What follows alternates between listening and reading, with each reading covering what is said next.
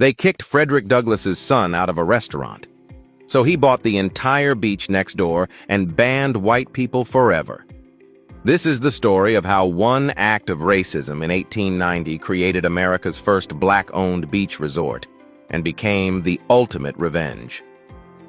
I'm talking about Highland Beach, Maryland, where senators, Supreme Court justices, and civil rights legends built mansions on sand that white people said they could never own.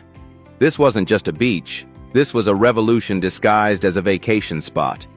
And if you've never heard about how black excellence turned discrimination into beachfront property empire, buckle up. Hit that follow button right now because Ikemafuna History TV is about to blow your mind with a story so legendary, it sounds like fiction. But every single word is documented history. 1890, Major Charles Douglass, Civil War hero, son of Frederick Douglass, veteran of the legendary 54th Massachusetts Colored Infantry, walked into a restaurant at Bay Ridge Resort on Chesapeake Bay with his wife Laura. According to historical markers erected in 2022 and Black Past historical records, they were denied service because of their skin color. Just imagine that. A decorated war veteran who fought to save the Union, son of the most famous black man in America, and they wouldn't even let him eat lunch. Most people would have walked away angry. Charles Douglass got even. According to Preservation Maryland Archives, he entered the real estate business and started buying up beachfront property directly south of the resort that rejected him. By 1893, he had purchased over 40 acres with 500 feet of pristine Chesapeake Bay beachfront for $5,000. Then he did something brilliant. According to Black Past, he circumvented the restrictive property covenants that prevented the sale of real estate to black people and other people of color. He didn't just buy property, he legally outsmarted the entire racist system.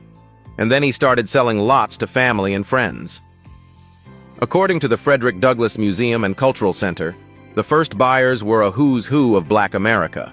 Senator Blanche K. Bruce from Mississippi, former Virginia Congressman John Mercer Langston, former Louisiana Governor P.B.S. Pinchback, Washington Hotel owner James Wormley, and Judge Robert Terrell, the first black judge in the District of Columbia, and his wife, Mary Church Terrell. Charles Douglass built a magnificent summer house called Twin Oaks, designed as a retirement home for his father, Frederick Douglass. According to SAH Archipedia, Frederick himself may have designed parts of the house, including a second-floor balcony with views across the bay toward the eastern shore, where he had been born enslaved. As a free man, he wanted to look back at the land of his bondage from his own beachfront property. But according to Wikipedia, Frederick Douglass died in 1895 before he could move in permanently. Yet Twin Oaks became legendary. According to Black Past, part-time residents and guests over the years included Paul Robeson, Booker T. Washington, W.E.B. DuBois, Langston Hughes, Robert Weaver, and Alex Haley.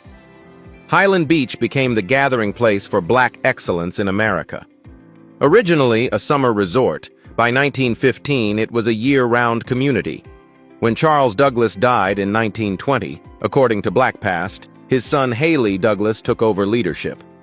In 1922, Haley led the effort to incorporate Highland Beach, making it the first African-American incorporated municipality in Maryland's history. For 3 decades, the Douglass family kept the community small, exclusive, and black-owned.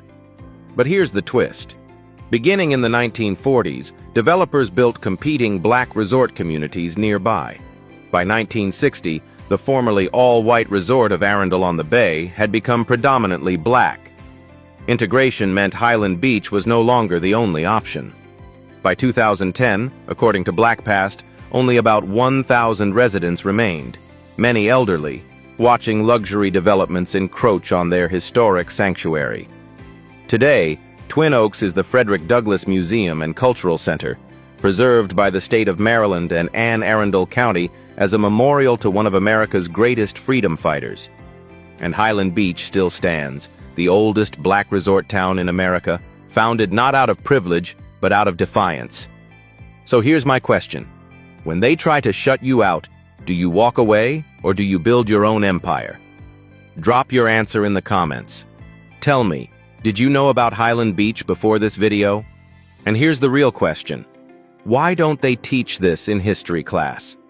Share this with someone who needs to know that our ancestors didn't just survive racism.